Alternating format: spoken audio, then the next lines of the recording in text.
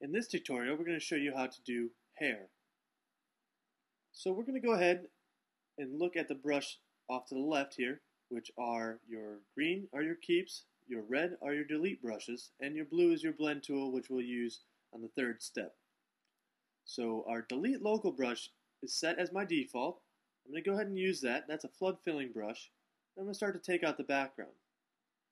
By swiping, you're going to see it's going to fill in all the areas right next to that blue edge. Since we work off of edge detection, it snaps right to the edge. And same on the other side, one big swipe, taking out the background for us. Our second step is going to be our image autofill with keep, which is going to generate our keep mask. Green is our keep, red is our delete.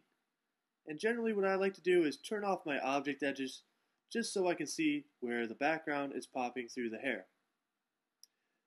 Our next step is using our blue blend tool, which is our blend exact tool located underneath your red pens in your tool palette. And I'm going to go ahead and paint over the area where we have hair showing through the background.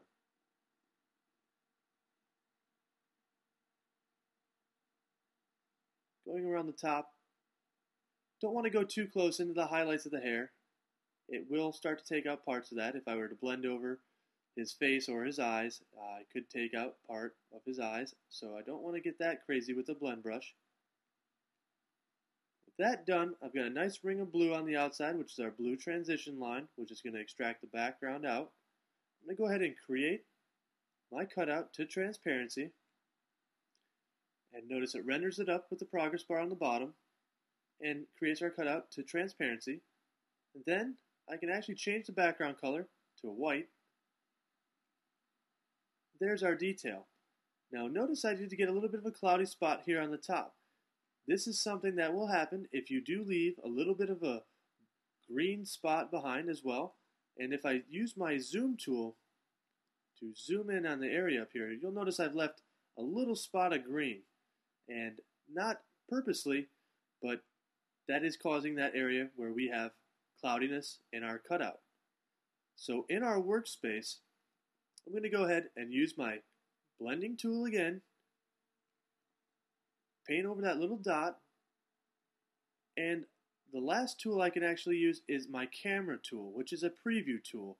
By selecting the camera, it's going to preview only the area where I click and drag over. And now that little cloudy area should be gone. And there we go. So zooming out, back to our 100%,